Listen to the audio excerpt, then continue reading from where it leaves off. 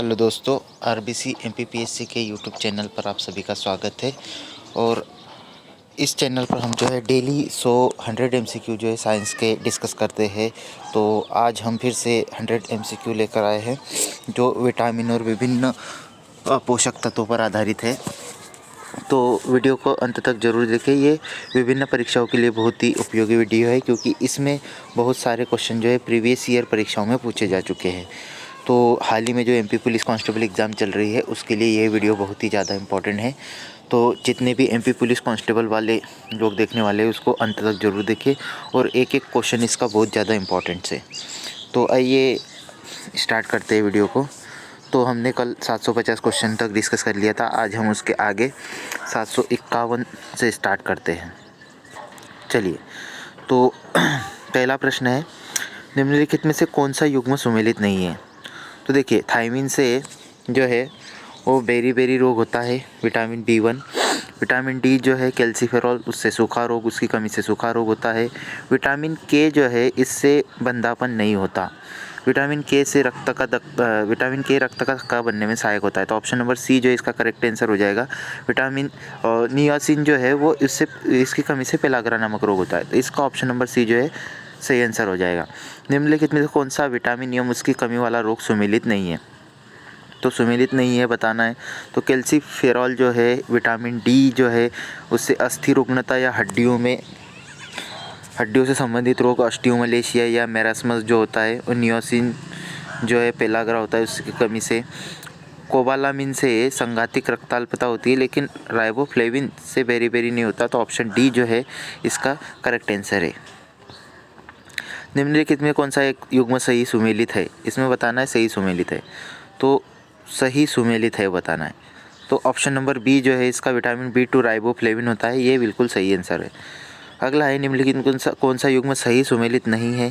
तो क्वेश्चन आपको ध्यान देना है कि सुमेलित है, सुमेलित नहीं है, इसी तरह पूछा जाता है। तो इसमें सुमेलित नहीं है पूछा गया है। तो विटामिन ए जो है इससे वर्णांधता नहीं होता। बाकी विटामिन B1 से बेरी होता है, B12 से रक्ताल्पता, और सी से स्कर्वी नामक रोग होता है। फिर अगला है, निम्नलिखित में से कौन सा युग्म सही सुमेलित नहीं है? फिर से बोला है सही सुमेलित नहीं है। तो इसका जो करेक्ट आंसर हो जाएगा, विटामिन डी जो है उससे बंध्यता रोगी कारक रोग नहीं होता। विटामिन डी की कमी से अस्थियों में कमजोरी आ जाती है, ऑस्टियोमलेशिया नामक रोग होता है। अगला है, निम्नलिखित युग्मों में से कौन सा गलत सुमेलित है?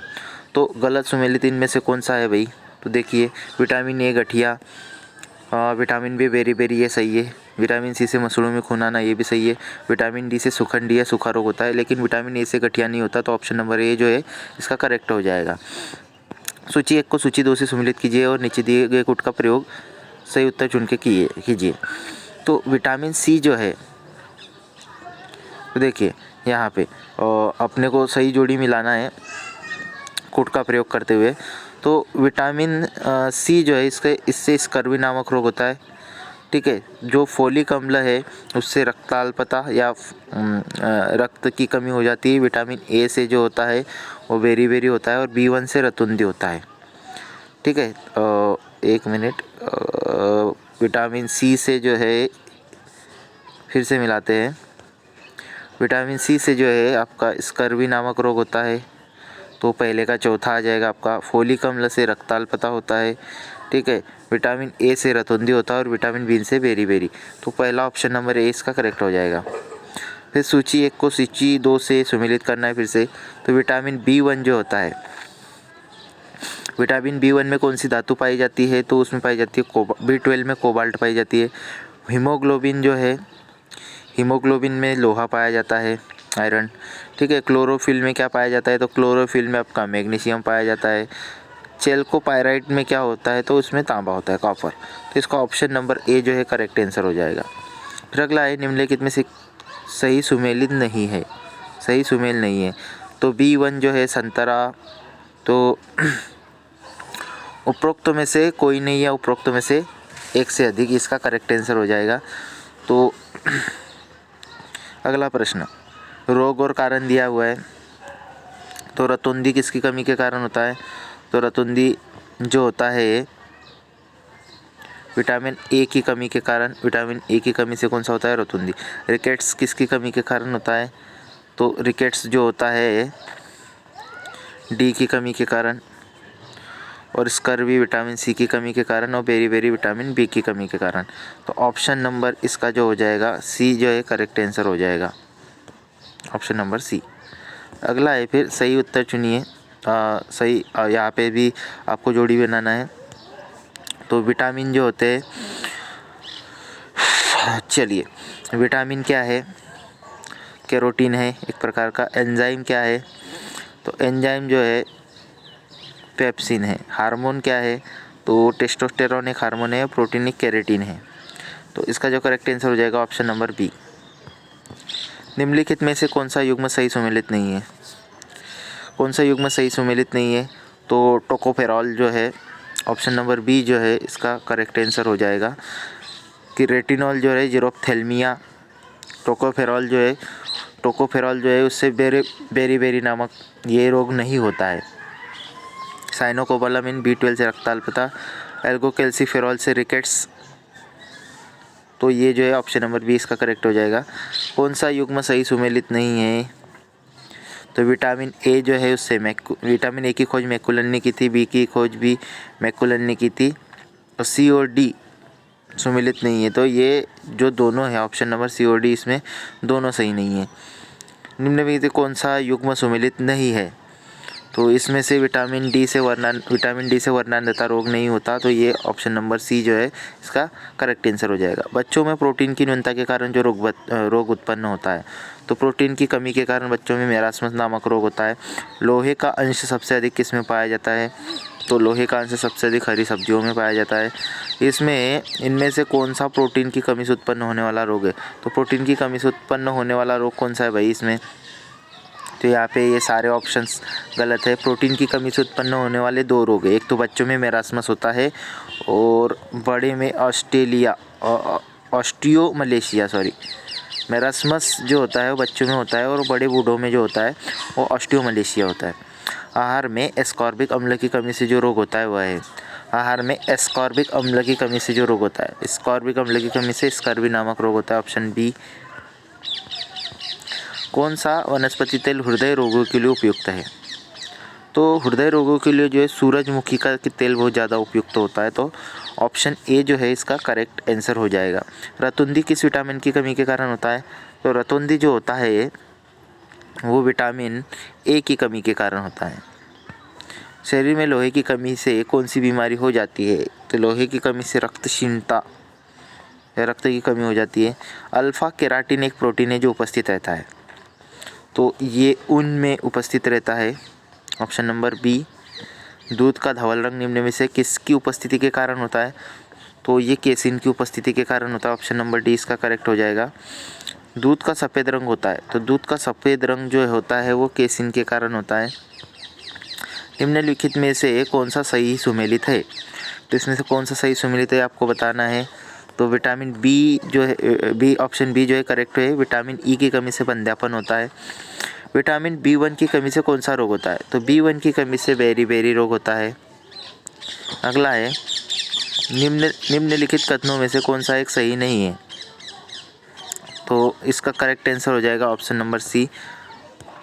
मसूड़ों से रक्त बहना तथा दांतों का गिरना B1 के लक्षण है, विटामिन B1 के लक्षण है। जबकि मसूड़ों से रक्त बहना दांतों का गिरना ये विटामिन सी के लक्षण है। तो ऑप्शन नंबर सी जो है इसका करेक्ट हो जाएगा। निम्नलिखित में से कौन सा एक विटामिन नहीं है, तो इसमें से कौन सा एक विटामिन नहीं है, तो ऑप्शन नंबर बी जो है इसमें से विटामिन नहीं है, ओलिक अम्ल। मसूड़ों से रक्तस्राव, दांतों का गिरना, अस्थियों का भंगुर होना एवं घाव भरने में देरी निम्नलिखित में से किस विटामिन की कमी से होता है, तो ये विटामिन ए की कमी से होता है। ऑप्शन नंबर ए इसका करेक्ट हो जाएगा, विटामिन सी की कमी के कारण होता है। विटामिन और रोग के निम्नलिखित युग्मों में से कौन से सुमेलित है, तो विटामिन ए से रिकेट्स नहीं होता, विटामिन B1 से बेरी होता है, ये सही है। विटामिन सी से स्कर्वी होता है, तो ऑप्शन नंबर बी और सी मतलब केवल 2 और 3 सही है। निम्नलिखित विटामिनों में से कौन सा एक रक्त के स्कंदन में कार्य करता है, तो रक्त के स्कंदन में विटामिन के जो है ये काम करता है। विटामिन B12 की कमी प्रणाली अरक्तता का कारक है। जंतु विटामिन B12 का संश्लेषण नहीं कर सकते। मानव को अपना सारा विटामिन B2 अपने आहार से ही प्राप्त करता है। विटामिन B12 में कौन सा संकुलन धातु आयन होता है? तो इसमें जो होता है ऑप्शन नंबर सी जो है कोबाल्ट। B12 में क्या पाया जाता है? तो कोबाल्ट। निम्नलिखित में से किन मूल तत्वों की हीनता हड्डियों की कमजोरी के लिए उत्तरदायी है? तो ये जो है ऑप्शन नंबर ए 1 और 2 कैल्शियम और फास्फोरस जो है हड्डियों की कमजोरी के लिए उत्तरदायी होता है। एक व्यक्ति चावल और केवल आलू से बनी सब्जी का आहार लेता है, उसके किसकी हीनता से ग्रसित होने की संभावना है? ऑप्शन नंबर बी जो है प्रोटीन। निम्नलिखित में से कौन सा एक कथन सही नहीं है? तो इसमें से ऑप्शन सी जो है कथन सही नहीं। अनाज कार्बोहाइड्रेट के अत्यंत अल्प स्रोत होते हैं, ये गलत है क्योंकि सबसे ज़्यादा कार्बोहाइड्रेट जो है अनाजों में ही पाया जाता है। मूत्र में प्रायः कौन सा विटामिन उत्सर्जित होते हैं? तो मूत्र में प्रायः जो है विटामिन सी उत्सर्जित होता है। निम्नलिखित कथनों पर विचार कीजिए। उष्णकटिबंधीय प्रदेशों में जीका वायरस रोग उसी मच्छर द्वारा संचारित होता है जिससे डेंगू संचारित होता है। जीका वायरस रोग का लैंगिक संचरण होना संभव है। उपयुक्त कथनों में से कौन सा सही है? तो ऑप्शन नंबर सी जो है इसका 1 और 2 दोनों सही है। क्षय रोग टीबी के परीक्षण हेतु विशिष्ट परीक्षण है। तो टीबी के परीक्षण हेतु क्या है भाई? टीबी के लिए मोन्टॉक्स परीक्षण किया जाता है। ऑप्शन नंबर डी इसका करेक्ट हो जाएगा। भारत में क्षय रोग से अन्य किसी बीमारी की अपेक्षा अधिक वयस्क मरते हैं। कारण अधिकांश क्षय रोगी 15 से 59 आयु वर्ग के होते हैं। तो ऑप्शन नंबर ए इसका करेक्ट हो जाएगा। ए तथा आर दोनों सही है तथा आर ए की सही व्याख्या है। निम्नलिखित प्रतिसूक्ष्मजीवी औषधियों में से कौन सी यक्ष्मा और कुष्ठ दोनों की चिकित्सा के लिए उपयोगी है? तो इसका जो करेक्ट आंसर हो जाएगा ऑप्शन नंबर बी। इसका करेक्ट आंसर क्या हो जाएगा? Option number B P aminosalicylic acid. Option number B जो है जो यक्ष्मा मतलब टीबी और कुष्ठ रोग दोनों की चिकित्सा के लिए उपयुक्त है।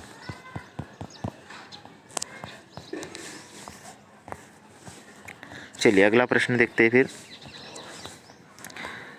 निम्नलिखित रोगों में कौन जीवाणुजनित है? तो जीवाणुजनित कौन सा है भाई? तो टीबी ट्यूबरक्लोसिस नामक जीवाणु से होता है ये। फिर अगला है प्रतिवर्ष 5 लाख भारतीय एक रोग से मरते, इसकी पहचान करें। तो ये कैंसर रोग है, क्षय रोग है टीबी से। मानवियों में निम्नलिखित में कौन सा एक रोग वायु द्वारा फैल सकता है? तो वायु द्वारा जो है टीबी फैलता है, ट्यूबरकुलोसिस। WHO द्वारा जारी की गई directly observe treatment short course नामक स्कीम का अधिदेश निम्नलिखित में से क्या सुनिश्चित करने के लिए है? तो ये छोटी रोगी अपनी दवा के कालक्रम कोर्स को पूरा करे। ऑप्शन नंबर सी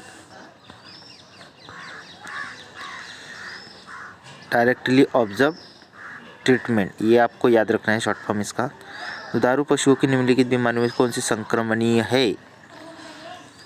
तो इसमें से फुट एवं माउथ रोग, एंथ्रेक्स, ब्लैक क्वार्टर और काउपॉक्स ये सभी जो है संक्रमणीय है। निम्न में से कौन सा जल जनित रोग है? तो जल जनित रोग जो है हैजा है। टिटनेस नामक रोग निम्न नाम से भी जाना जाता है। तो टिटनेस जो है इसको लॉकजा या धनुष टंकार भी कहा जाता है। निम्नलिखित में से कौन सा एक जीवाणुजनित रोग है? तो जीवाणुजनित रोग जो है टिटनेस है। अगला है इनमें से कौन सी बीमारी वायरस द्वारा नहीं उत्पन्न होती? तो वायरस द्वारा नहीं उत्पन्न होती, तो ऑप्शन डी जो है डिप्थीरिया जो है ये वायरस द्वारा उत्पन्न नहीं होती। नवजात शिशु को ट्रिपल एंटीजन वैक्सीन निम्नलिखित में से किन रोगों से प्रतिरक्षित करने के लिए लगाई जाती है? तो ट्रिपल एंटीजन जो है ये ऑप्शन नंबर बी इसका करेक्ट हो जाएगा। कुकर, खांसी, टिटनेस और डिप्थीरिया। DPT का टीका निम्नलिखित में से किससे सुरक्षा हेतु दिया जाता है? तो ये ऑप्शन नंबर सी जो है डिप्थीरिया, कुकर, खांसी और टिटनेस। तृतीयक प्रतिजन DPT बच्चों को दी जाती है बचाव के लिए। तो इसका जो ऑप्शन नंबर डी जो है करेक्ट आंसर हो जाएगा रोहिणी, कुकर, खांसी और टिटनेस से। DPT वैक्सीन का प्रयोग किन बीमारियों के लिए किया जाता है? तो DPT वैक्सीन का प्रयोग जो है डिप्थीरिया, काली खांसी, DPT में ही उसका फुल फॉर्म छुपा हुआ है DPT, तो डिप्थीरिया, पर्टुसिस और टिटनेस। तो ऑप्शन नंबर ए इसका करेक्ट हो जाएगा। ट्रिपल एंटीजन एक बच्चे को दी जाती है, तो ट्रिपल एंटीजन एक बच्चे को वही डिप्थीरिया, कुकर खांसी और टिटनेस को रोकने हेतु निम्न में से कौन सा रोग जीवाणुओं से उत्पन्न होता है? तो जीवाणुओं से उत्पन्न होने वाला रोग तपेदिक है। तपेदिक रोग का कारण क्या है? तो बस रिपीटेड क्वेश्चन है, जीवाणु। तपेदिक रोग का कारण एक जीवाणु है, रिपीटेड है ये भी। निम्न द्वारा होने वाली बीमारियों के लिए सल्फा दवाइयाँ किसके लिए कारगर है? तो सल्फा दवाइयाँ जो है जीवाणुओं के लिए कारगर है। टाइफाइड एवं कॉलरा विशिष्ट उदाहरण है, तो ये जलजन्य रोगों के दंत क्षय का कारण है। तो दंत क्षय का कारण क्या है? बैक्टीरियल संक्रमण। जैविक उपचार क्या है?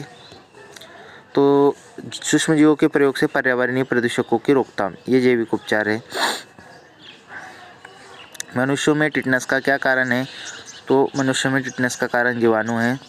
बीसीजी का टीका नवजात शिशु को कितने दिन के भीतर लगाना चाहिए?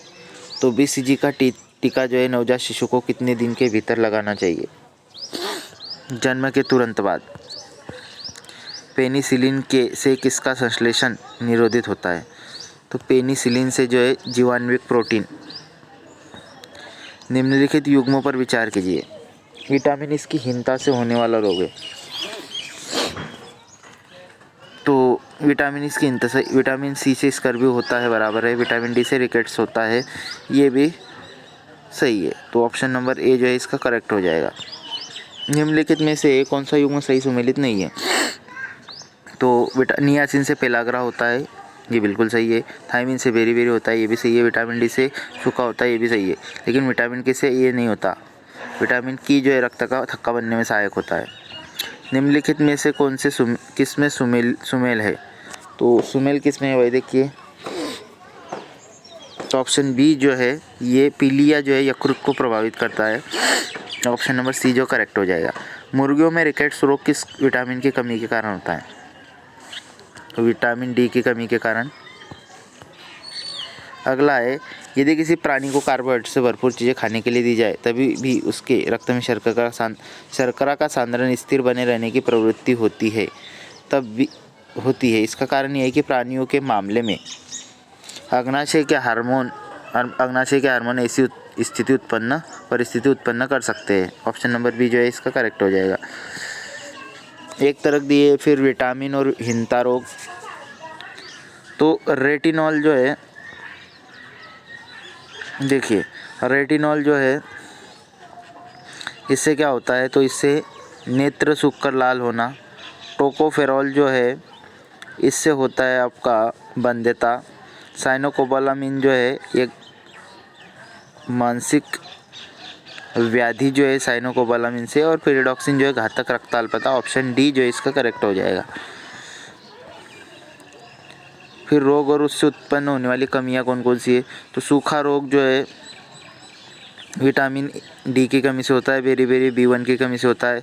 निशानदता जो होता है वो ए की कमी से होता है, स्कर्वी सी की कमी से। ऑप्शन नंबर ए जो है इसका करेक्ट हो जाएगा।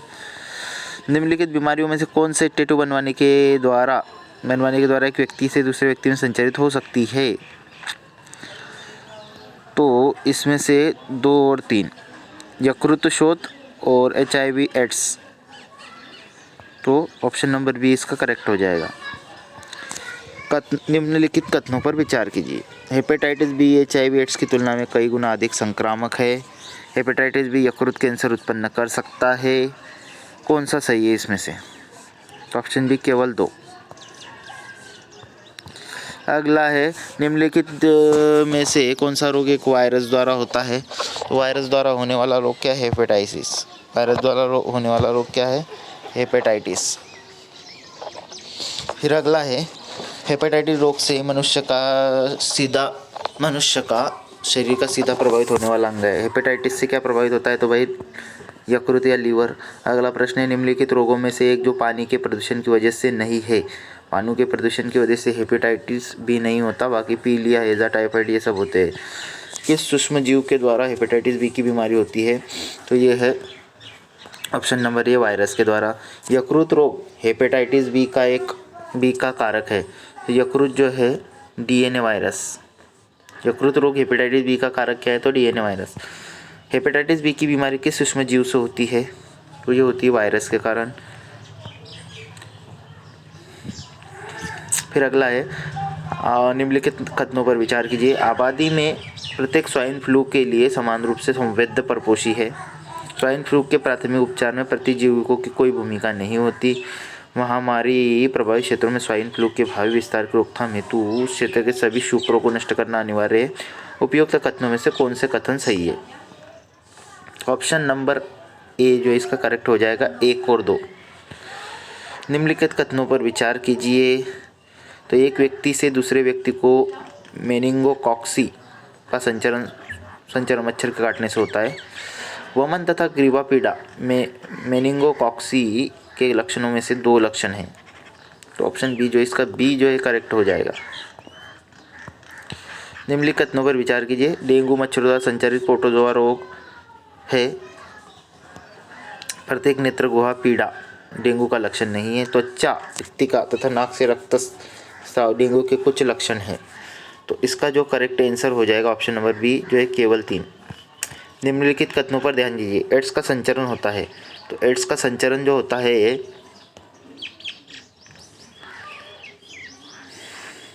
इसका ऑप्शन नंबर बी जो है करेक्ट हो जाएगा 1, 2 और 4। लैंगिक संभोग से, रक्तदान से और अपरा के संपर्क से। अगला है फिर AIDS एड्स निम्न में किस रोग का संक्षिप्त नाम है? तो ये जो है एक्वायर्ड इम्यून डिफिशियंसी सिंड्रोम, इसका फुल फॉर्म एड्स का।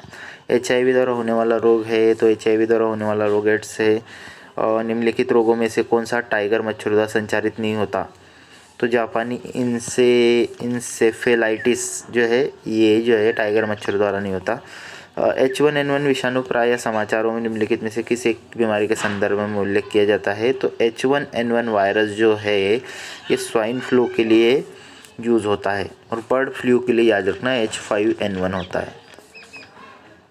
अगला है डेंगू बुखार में मानव शरीर में निम्नलिखित में से किसकी कमी हो जाती है? तो डेंगू बुखार में प्लेटलेट्स की कमी हो जाती है। अगला है डेंगू बुखार का संचरण होता है। तो डेंगू बुखार का संचरण मच्छर से होता है। सुअरों को मानव रिहायशी क्षेत्र से दूर रखना किसके उन्मूलन में सहायक है?